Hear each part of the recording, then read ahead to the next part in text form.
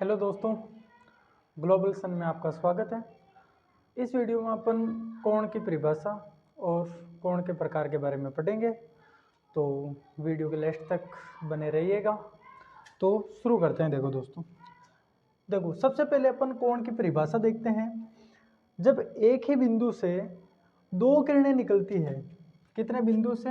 एक ही बिंदु से दो किरणें निकलती है तो उसे अपन कोण कहते हैं। जैसे ये मान लो कोई एक बिंदु है, एक ही बिंदु से जब दो किरणें, जैसे एक किरण तो ये निकल रही और एक किरण ये निकल रही, तो इसे अपन क्या कहेंगे? कोण कहेंगे। ठीक है दोस्तों, क्या होता है जब एक ही बिंदु से दो किरणें निकलती है तो उसे अपन क्या कहते हैं? कोण कहते हैं। ये एक बिंदु है और ये दो किरणें निकल रही है, इसे अपन क्या कहेंगे? कोण कहेंगे। अब अपन देखो कोण के प्रकार के बारे में पढ़ते हैं कि देखो कोण के प्रकार, तो सबसे पहले न्यून कोण आता है। 90 डिग्री से कम के कोण को न्यून कोण कहते हैं। न्यून कोण मतलब कि जैसे ये मान लो कि ये 90 डिग्री का कोण है, 90 डिग्री से कम मतलब कि ये वाला कोण जो होगा ना, इसे अपन कहेंगे न्यून कोण। ठीक है, फिर अपन समकोण, 90 डिग्री का कोण समकोण होता है। ठीक है, अधिक कोण 90 डिग्री से तो अधिक परंतु 180 डिग्री से कम के कोण को अपन अधिक कोण कहते हैं। सरल कोण या ऋजु कोण, 180 डिग्री का कोण को अपन सरल कोण या ऋजु कोण कहते हैं। वृहद कोण या प्रतिवर्ती कोण, ये इसका नया नाम है दोस्तों। बहुतों को ये नहीं पता होता है कि प्रतिवर्ती कोण क्या होता है, तो ये याद रखिएगा। इसमें ये ऋजु कोण। ठीक है, वृहद कोण या प्रतिवर्ती कोण 180 डिग्री से अधिक परंतु 360 से कम के कोण को अपन क्या कहेंगे? वृहद कोण या प्रतिवर्ती कोण कहते हैं।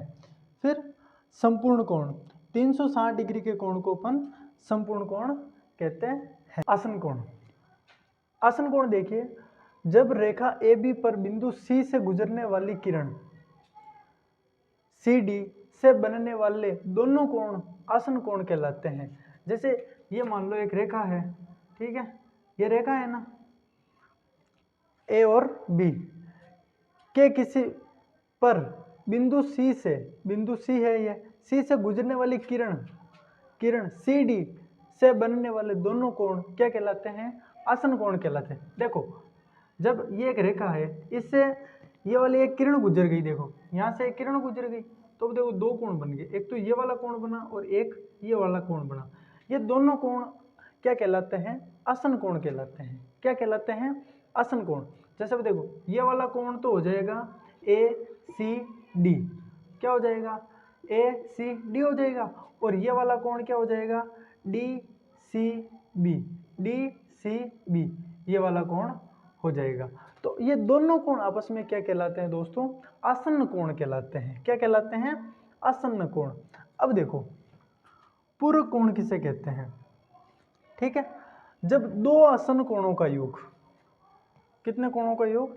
दो आसन्न कोणों का योग 90 डिग्री होता हो तो उसे पूरक कोण कहते हैं। क्या कहते हैं दोस्तों? पूरक कोण कहते हैं। जैसे ये देखो, ये एक आसन्न कोण है, इस कोण का और इस कोण का, इन दोनों का योग, अपन इन दोनों को अपन जोड़ते हैं तो कितना आता है? 90 डिग्री आता है, तो उसे अपन क्या कहते हैं? पूरक कोण कहते हैं दोस्तों। ठीक है, और संपूरक कोण क्या होता है? जब दो आसन्न कोणों का योग 180 डिग्री होता हो तो उसे संपूरक कोण कहते हैं। ये देखो यहाँ पर ये वाला कोण और ये वाला कोण, इन दोनों को अपन अगर जोड़ते हैं तो कितना होता है? 180 डिग्री होता है, तो इसे अपन कहते हैं संपूरक कोण। आई होप आपको कोणों के बारे में जानकारी अच्छी लगी होगी। तो वीडियो को लाइक और शेयर, और चैनल को अभी सब्सक्राइब नहीं किया है तो अभी सब्सक्राइब करें। धन्यवाद।